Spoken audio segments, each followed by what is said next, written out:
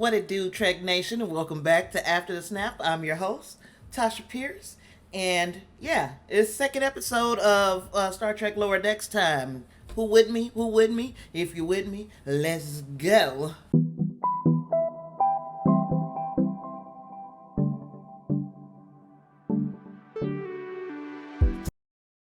Okay, let me jump this whole thing off by saying that this episode was a big step up from last episode, in my opinion.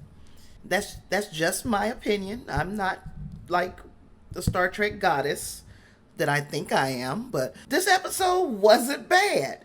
I found something to enjoy throughout the entire episode. I truly enjoyed this episode. Okay, so what we have is, while on a mission to help catalog a collector ship, Mariner, Tendi, Rutherford, and Jet all get trapped by a killer security system, and then they try to figure out who is going to be the Starfleet ensign that's going to lead them out of this situation. Once the officer, who was Kayshon from the Tamaranian. See, this was a crazy week because there was a Tamaranian in Titans, there was a collector in What If, and there is a Tamarian in in Star Trek and a collector. So yeah, I'm confused. All of my nerd wires are getting crossed right now. So let's stay on the task at hand. The Tamarian, Kayshon, was supposed to be the ranking officer on this away mission, but in the midst of this security snafu, he gets turned into a puppet, so he's out the game real quick. So now you got Mariner and Jet trying to figure out of the two of them, which one is going to be the person that could lead them out of this mess without losing anybody. Turns out neither one of them was. And you know what? That's what made this episode great to me. Let's not pretend like Mariner, even though we know that she is a capable and competent person, she's not a leader. At least not right now she isn't. So, okay, now that we get that out of our head, no Mariner, no. Jet, he actually seemed like he would be the person to take over, but would Tendi and Rutherford follow him because they're so used to following Mariner? And the answer to that question turned out to be partially yes, they would follow him. But were his decisions sound in the moment? And the answer is probably no. He had to think too long. You study long, you study wrong. That's what we learned as we played spades in the hood. You study long, you study wrong.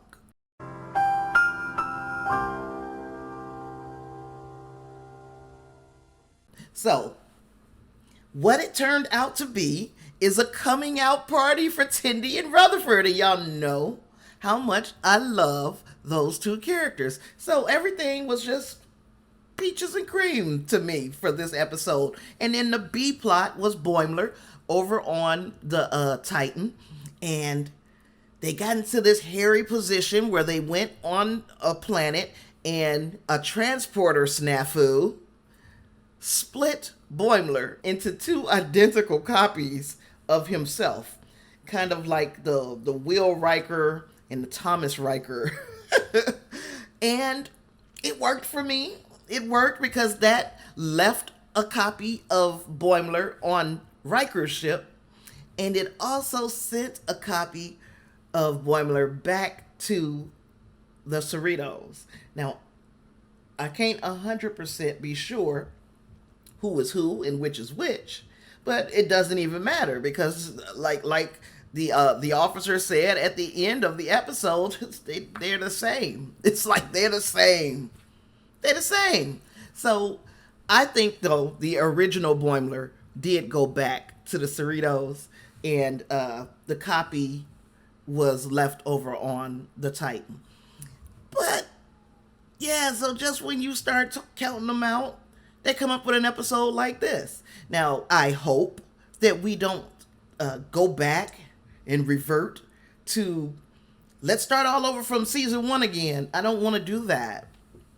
I truly enjoyed where we were this week. If we could just keep it right here, I think we have found a sweet spot.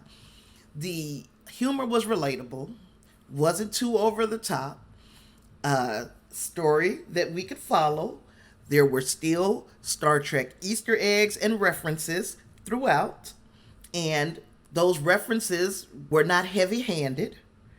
They fed into the story quite well. Now, I've noticed that this story is a name dropper, and Clarence from over on Discussing Trek said it best. He was like, sometimes these Easter eggs are more like rappers name dropping in their rhymes. And then, if you were not a hip hop fan, I'm telling you, it was pretty much a no to just be dropping names, just telling people who you know or who you worked with. That's like, no, that's taboo.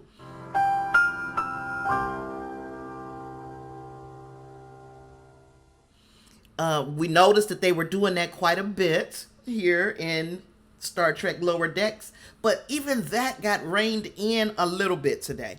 It was more or less, there was a reason for saying the things that were said or seeing the things that were seen. And honestly, I think this episode nailed it. I think they have got a formula. Now, will they stick to the formula?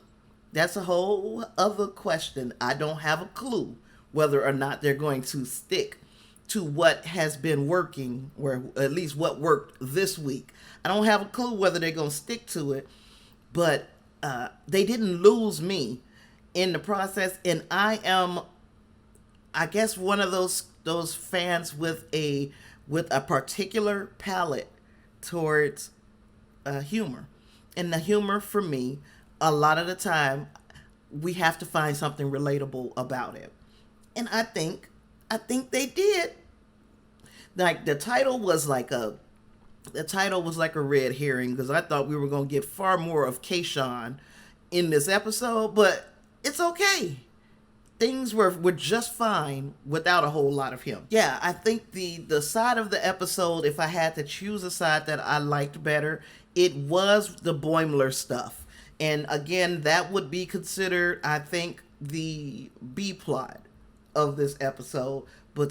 So the B plots are staying strong, but the A plot didn't lose me. The A plot did not lose me. Yeah, so Boimler, he's finding out that, hey, these missions is way too serious. This is not particularly what I'm trying to be in Starfleet for. I wanted to explore. I didn't want to be in dire danger every week.